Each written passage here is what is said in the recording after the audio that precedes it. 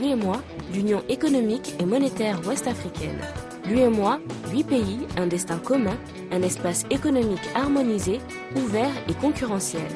L'UEMOA, votre guide au cœur de l'Afrique, des grands événements et des grandes mutations sur Africable.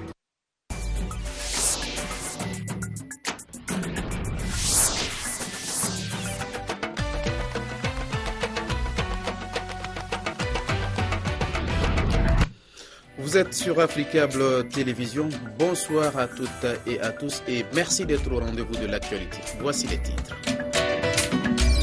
Non à l'autonomie, non au fédéralisme et à l'indépendance du nord du Mali. Tels étaient les principaux slogans scandés par des milliers de Maliens au cours d'une marche pacifique cet après-midi à Bamako. L'actualité, c'est aussi le virus Ebola qui a fait près de 3000 morts en Afrique de l'Ouest. En Guinée forestière, les équipes de prévention font face à une animosité grandissante et des installations sont souvent saccagées. Et puis en France, les drapeaux seront en berne durant 3 jours à partir de ce vendredi. Un hommage à Hervé Gourdel. Un conseil de défense est tenu ce matin. Les mesures de sécurité vont être renforcées, notamment dans les lieux publics et les transports. Bonsoir et bienvenue sur la première chaîne panafricaine. Nous ouvrons cette édition par le Burkina Faso. Pour le moment, les débats sur les questions qui divisent n'ont pas encore débuté. L'objectif de cette rencontre aurait été de se mettre d'accord sur la manière d'organiser et des modalités de travail. Une équipe a été désignée et chargée de faire des propositions à cet effet.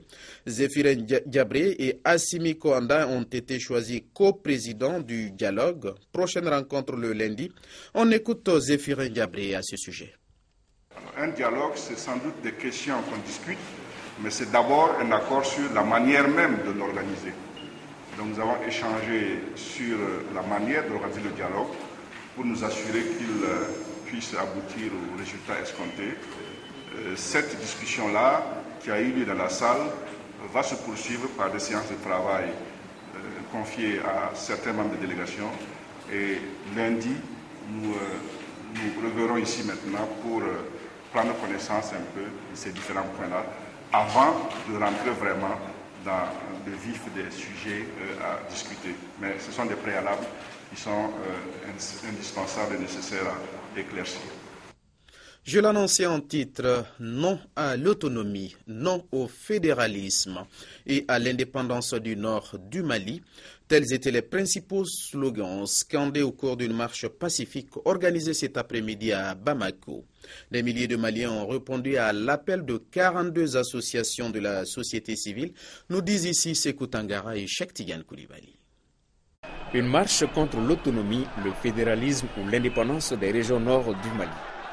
De mémoire de Maliens, jamais une marche n'avait drainé aussi de monde après celle du mouvement démocratique des années 90. Le Mali est un peuple, le Mali est un but, le Mali est un peuple. De la place de la Liberté, lieu de rassemblement au monument de l'indépendance, le point de convergence, le Mali, dans sa diversité religieuse, ethnique et politique, a exprimé son ras-le-bol face à la tournure que sont en train de prendre les pourparlers d'Alger.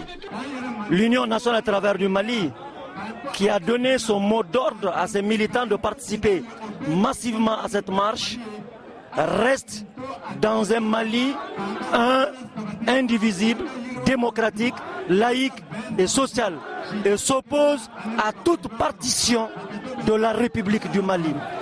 Toute forme d'indépendance, quoi qu'elle soit. On a décidé de se lever comme un seul homme et dire non au fédéralisme, dire non au statut particulier du Nord, dire non au régionalisme, dire non à l'autodétermination. Parce que tout ça, si nous acceptons, ça va amener à une indépendance un jour. Ce non massif à toute forme d'autonomie et d'indépendance des régions nord du Mali intervient après les manifestations organisées à Tombouctou et Gao. Et ce n'est pas tout, d'autres idées sont en gestation. Mais ce qui serait mieux, c'est que les jeunes de toutes ces régions du Sud rejoignent un jour les jeunes de Tombouctou et de Gao. Et qu'ensemble, drapeau blanc en main, ils marchent sur Kidal, dans l'adra des Iforas, pour dire à nos frères nous sommes opposés à notre séparation. Présents à la manifestation, les membres du gouvernement se sont félicités de l'initiative des 42 associations de la société civile. Désormais, le gouvernement du Mali n'est pas seul. Il a le soutien populaire et massif dans le combat de la sauvegarde du caractère laïque, démocratique et indivisible du Mali. Cette marche a eu lieu cet après-midi à Bamako. Sur un tout autre décor, au Niger, en cette période de rentrée scolaire, les propriétaires de librairies par terre voient affluer une clientèle à la recherche des articles aux tarifs préférentiels. Pareil pour les vendeurs de tissus pour tenues scolaires, la rentrée des classes est une occasion propice pour réaliser un important chiffre d'affaires. Sarki Aboubakar, Razakabashi depuis Niamey. Au niveau des étals, on peut apercevoir tout type de livres et autres fournitures scolaires. En cette période de rentrée, ces librairies par terre constituent le principal pôle d'attraction pour parents d'élèves, car pas cher. Moi, je suis venue chercher des livres pour mes enfants. C'est encore plus abordable sur les librairies par terre que dans les autres librairies. C'est pour cela. Je suis venue pour acheter des fournitures pour les enfants. En tout cas, alhamdoulilah, on remercie le bon Dieu. Vraiment, les prix sont abordables. La rentrée scolaire au niveau du secondaire ayant eu lieu le 15 septembre dernier, le port de la tenue est obligatoire à compter du lundi 29 septembre, ce qui du coup booste les ventes au niveau des commerçants de tissus.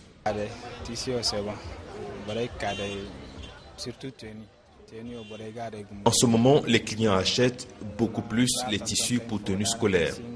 En majorité, ce sont les lycéens, plus que la rentrée a déjà débuté.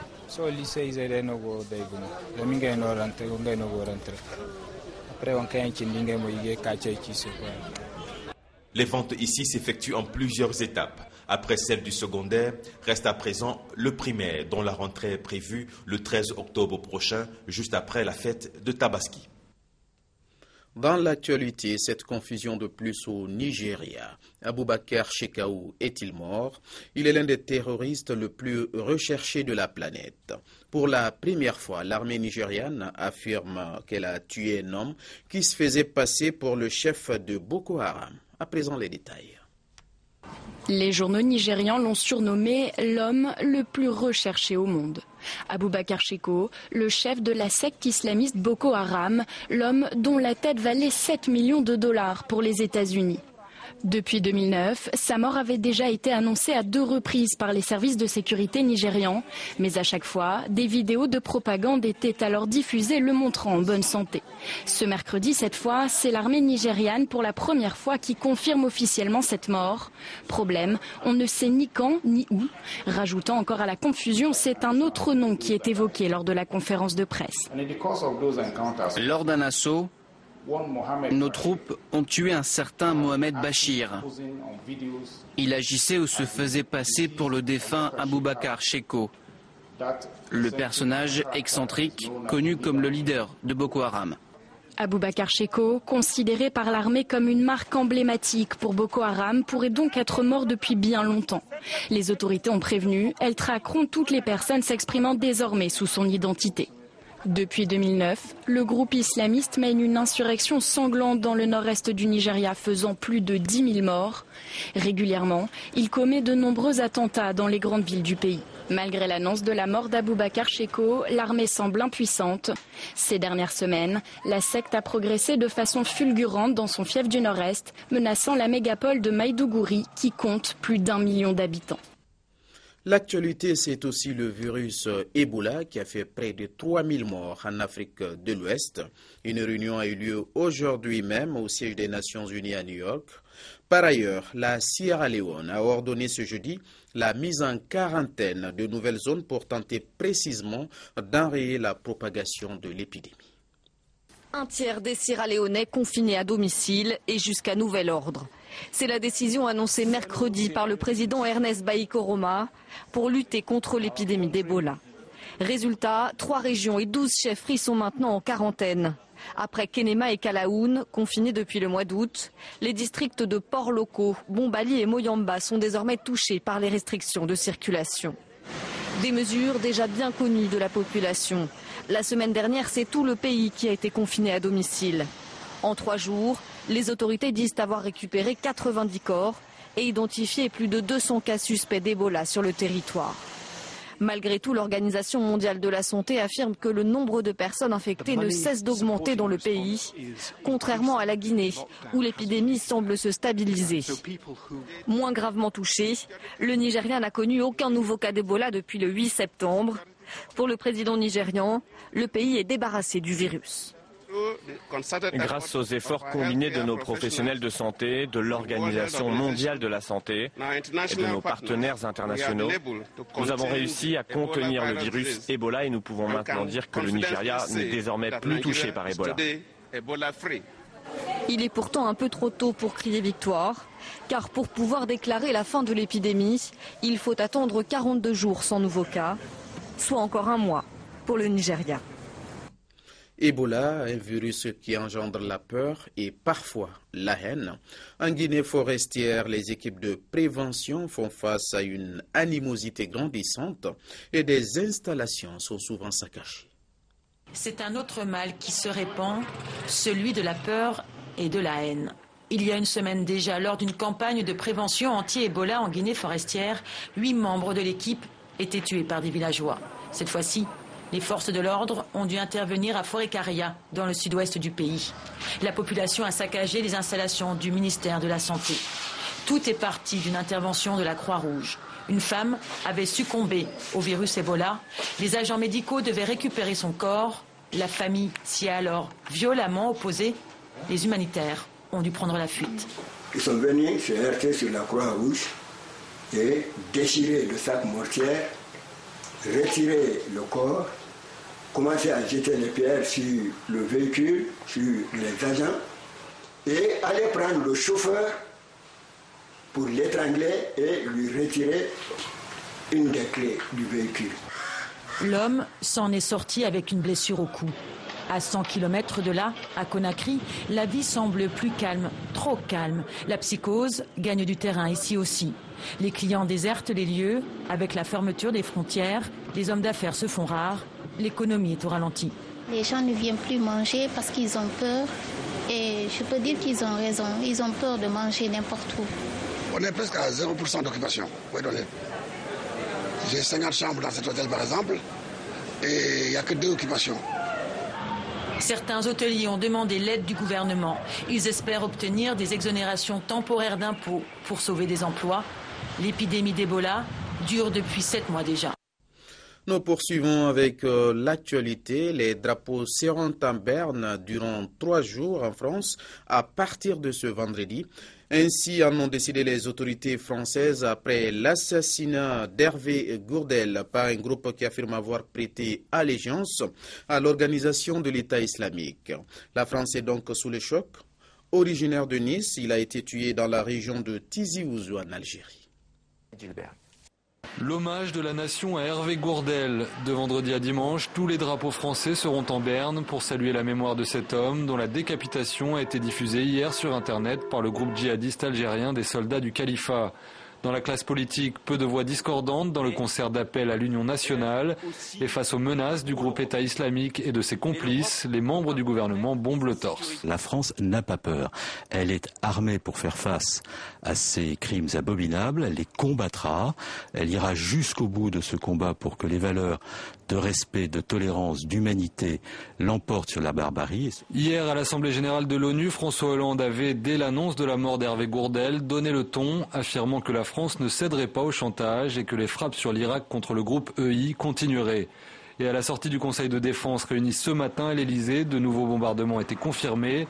Les autorités françaises annoncent aussi qu'elles intensifieront leur aide à l'opposition syrienne dite modérée et semblent désormais envisager des frappes sur le territoire syrien où les djihadistes se trouvent également. C'est une opportunité qui ne se présente pas aujourd'hui. Nous avons une tâche déjà importante à mener en Irak et on verra dans les jours qui viennent comment évoluera la situation. Vous y réfléchissez ? C'est une question qui est posée. Face à la perspective de nouvelles actions terroristes, la sécurité a été renforcée dans les lieux publics et les transports sur tout le territoire français. En Algérie, des centaines de soldats sont toujours mobilisés dans les montagnes de Kabylie pour retrouver les assassins d'Hervé Gourdel et récupérer son corps. Même sujet ce matin, un conseil de défense est tenu à l'Élysée. Les mesures de sécurité vont être renforcées sur le territoire français, notamment dans les lieux publics et les transports. Ils sont devenus familiers dans le paysage. Ces militaires en patrouille dans les rues de Lille, comme dans toutes les villes de France, ont pour mission de protéger la population et de prévenir les risques terroristes. On a peur de l'attentat quand même. Et le fait qu'ils soient là, ça rassure. Je vous dis, ça rassure. Voilà, on se dit, s'ils sont là, ça peut au moins servir à quelque chose. Oui, ça rassure un peu. Mais je pense qu'il faut qu'ils travaillent un peu plus en profondeur. Imaginé dans les années 80, au moment des premières vagues d'attentats en France, ce système comprend 2 niveaux depuis février dernier. Le premier, qui est en vigueur aujourd'hui, c'est la vigilance. 1 millier de policiers et de militaires mobilisés pour assurer le contrôle des aéroports, la surveillance des lieux publics et le contrôle des accès de sites institutionnels. Ainsi, des édifices comme les églises et les synagogues sont considérés comme des cibles potentielles. En cas de menace imminente, le Premier ministre peut décider le passage au niveau supérieur, alerte attentat, avec une mobilisation accrue de l'armée. Enfin, pour ce qui est de l'étranger, le Quai d'Orsay met régulièrement à jour sa carte des pays jugés dangereux, comme la Mauritanie, le Mali ou la Libye en Afrique, mais aussi la Syrie, l'Irak, les Philippines, l'Afghanistan et le Pakistan.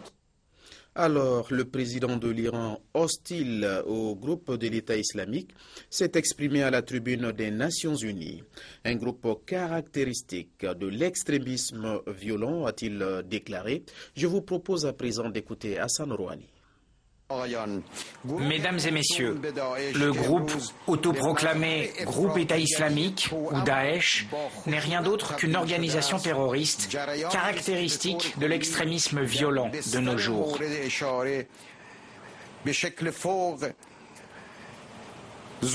Il est né d'un contexte spécial issu du chaos qui a suivi l'occupation de l'Irak et de l'Afghanistan et nourri de l'aide qu'il a reçue de l'intérieur et aussi de l'étranger durant la dernière décennie. C'est la fin de cette édition. Merci à vous de l'avoir suivi. Excellente suite de programmes sur Africa Télévision.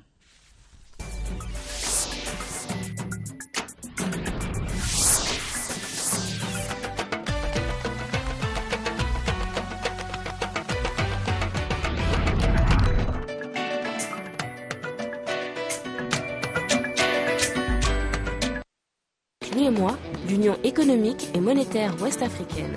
L'UEMOA, 8 pays, un destin commun, un espace économique harmonisé, ouvert et concurrentiel. L'UEMOA, votre guide au cœur de l'Afrique, des grands événements et des grandes mutations sur Africable.